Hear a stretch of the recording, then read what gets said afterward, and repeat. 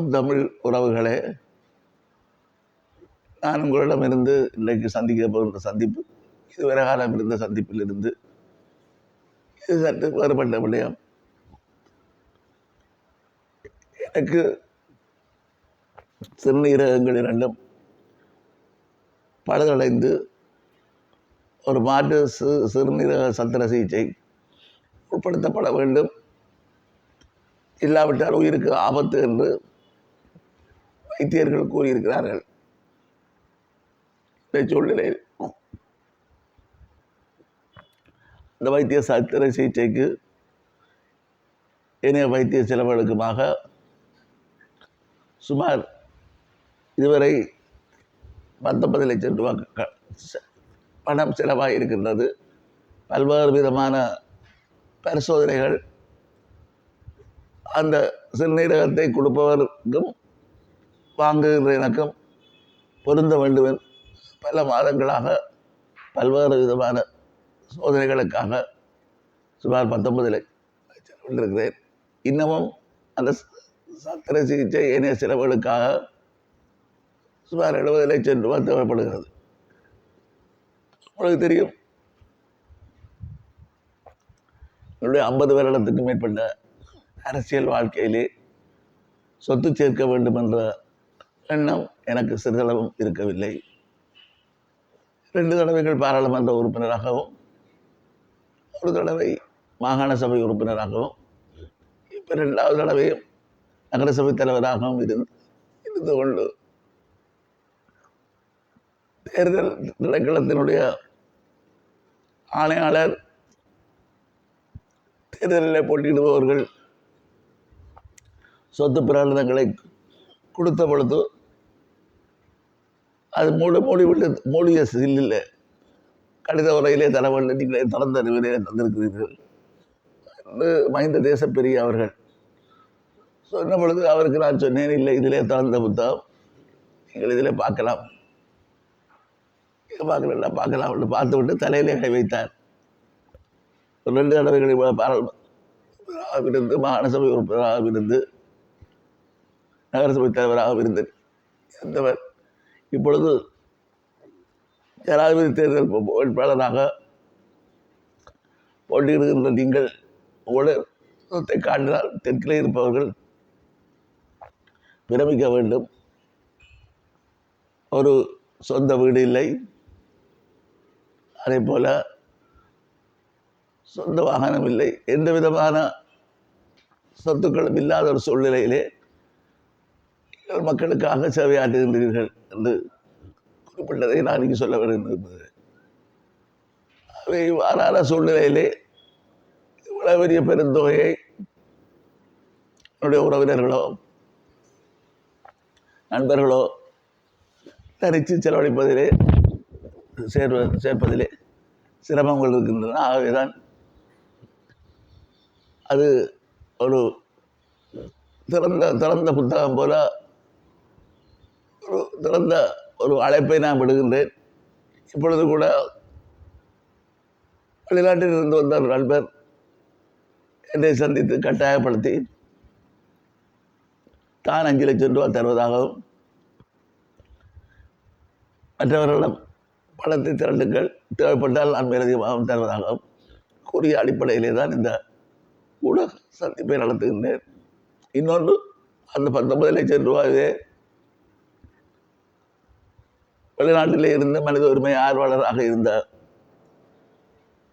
மறைந்த நீதவான் தம்பித்துரை அவர்களுடைய மகன் அவர்கள் ஒரு உணர்வாளர், ஈழத்தமிழர்களுடைய பிரச்சனையிலே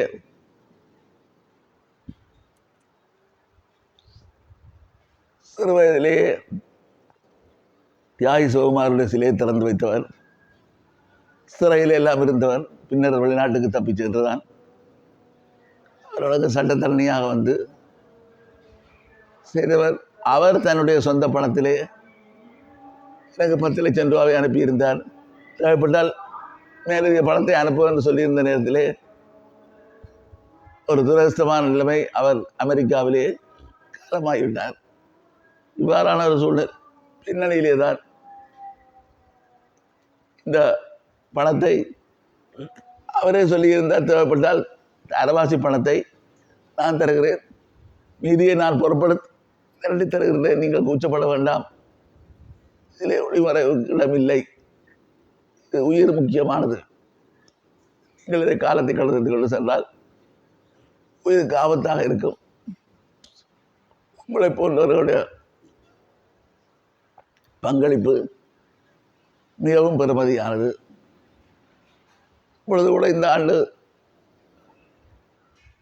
வட்டுக்கோட்டை தீர்மானம் எடுக்கப்பட்டு 50 வருடங்கள் நினைவு கூறப்படுகின்ற நேரத்திலே அந்த வட்டுக்கோட்டை தீர்மான மாநாட்டிலே கலந்து கொண்டவர் என்ற வகையில் 50 வருடத்துக்கு முன்னர் 1976ஆம் ஆண்டு மே மாதம் 14ஆம் தேதி அதிலே ஒரு பேராளராக 150 பேராளர்களே ஒருவராக கலந்து கொள்ளவர் என்ற வகை மிக சொற்பனவர்கள்தான் அப்படியானவர்கள் இன்னமும் அரசியலில் இருந்து கொண்டிருக்கிறார்கள். அந்த வகையிலே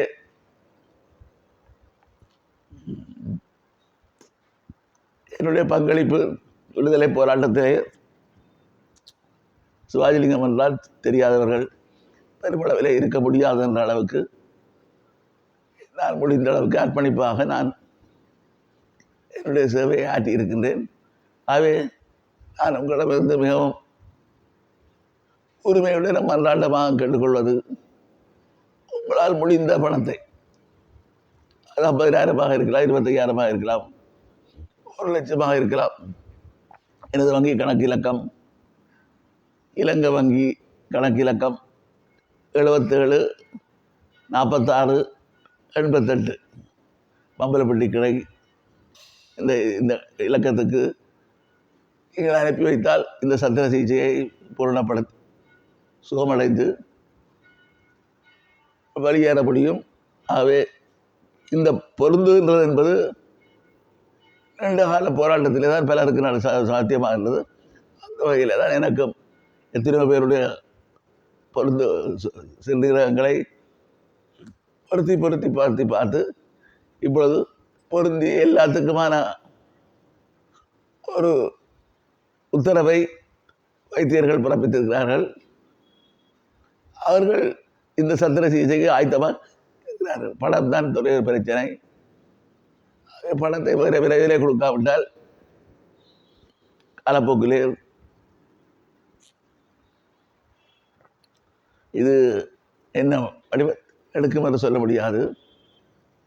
ஆகவே நீங்கள் உங்கள் எல்லோருடைய அன்பானவர்களை நான் பார்த்து கேட்பது, உங்களால் முடிந்ததை இதை அனுப்பி வைப்பீர்களாக இருந்தால் நான் மிகவும் நன்றியுடனாக இருப்பேன். இறுதி மூச்சு வரை